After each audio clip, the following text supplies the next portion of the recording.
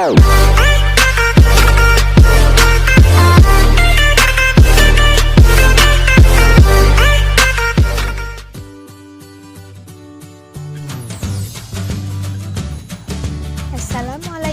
warahmatullahi wabarakatuh. Perkenalkan, nama saya Gustianingsih, NIM 1814070013, mahasiswi Pendidikan Guru Madrasah Ibtidaiyah Universitas Islam Negeri Imam Bonjol, Padang.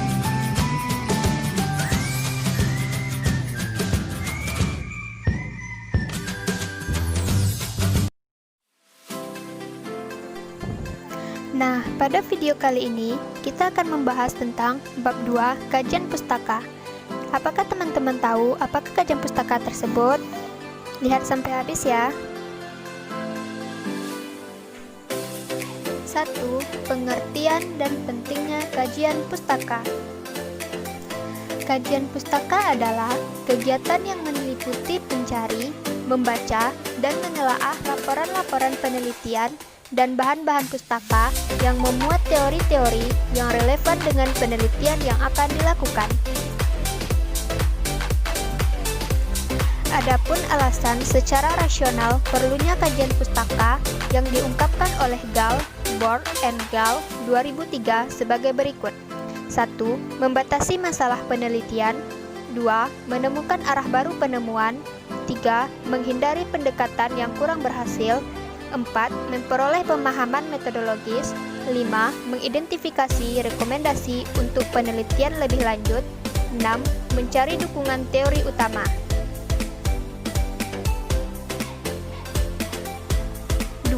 Bagian proposal atau penelitian yang membutuhkan kajian pustaka. 1. Latar belakang masalah. Bagian ini berisi uraian atau gambaran umum yang dapat diperoleh dari koran, majalah, buku, jurnal, laporan penelitian, seminar, atau keadaan lapangan yang mengenai hal-hal yang ada kaitannya dengan masalah yang diteliti.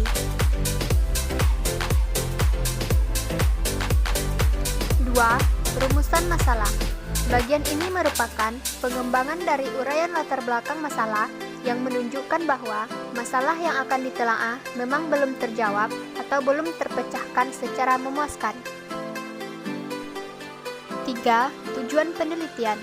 Bagian ini memberikan gambaran yang khusus atau spesifik mengenai arah dari kegiatan kajian kepustakaan yang dilakukan, berupa keinginan realistis peneliti tentang hasil yang akan diperoleh. Tujuan kajian harus mempunyai kaitan atau hubungan yang relevan dengan masalah yang akan diteliti. 4. Kegunaan penelitian. Bagian ini memberikan gambaran yang khusus atau yang spesifik mengenai arah dari kegiatan kajian kepustakaan yang dilakukan, berupa keinginan realistis peneliti tentang hasil yang akan diperoleh. 5. Metode kajian.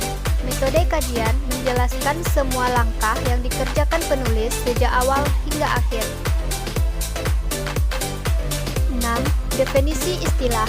Bagian ini memberikan penjelasan mengenai istilah-istilah yang digunakan agar terdapat kesamaan penafsiran dan terhindar dari keskaburan. 7. Daftar rujukan. Bahan pustaka yang dimasukkan dalam daftar rujukan harus sudah disebutkan dalam teks.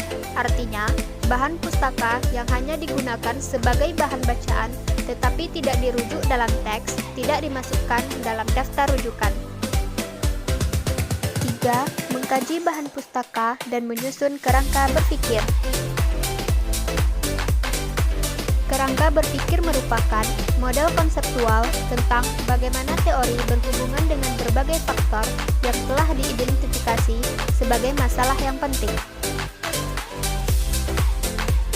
Adapun langkah-langkah atau tahapan dalam menyusun kerangka berpikir antara lain: 1. Menentukan variabel yang detail. 2. Membaca buku-buku hasil penelitian. 3. Mendeskripsikan teori serta hasil penelitian. 4. Menganalisis teori dan juga hasil penelitian. 5. Menganalisis komparatif tentang teori dan hasil penelitian. 6. Sintesa kesimpulan. 7. Kerangka berpikir. 4. Aturan pengutipan footnote, body note, dan endnote.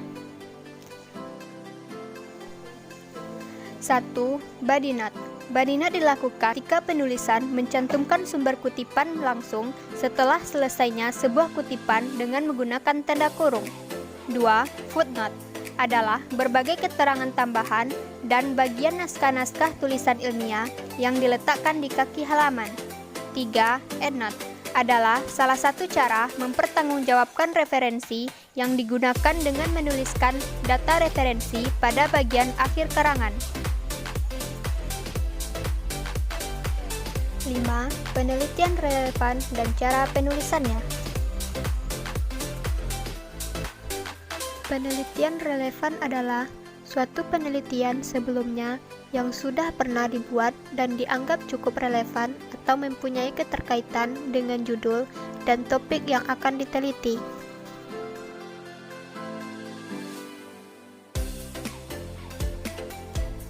Tujuh, hipotesis dan contoh. Hipotesis atau kata lainnya adalah hipotesa, ialah jawaban sementara mengenai masalah yang masih mempunyai sifat praduga karena masalah tersebut masih harus dibuktikan benar atau tidaknya. Contoh adanya hipotesis yaitu apabila kita melihat awan yang hitam dan menjadi sangat pekat, maka orang-orang bisa saja menduga berdasarkan pengalaman bahwa awan yang hitam dan pekat akan turun hujan sebentar lagi. Apabila dugaan tersebut dalam waktu yang dekat terjadi, maka dugaan tersebut terbukti kebenarannya secara ilmiah. Dugaan tersebut dinamakan hipotesis. Namun, apabila hujan tidak turun, maka hipotesis tersebut dinyatakan salah.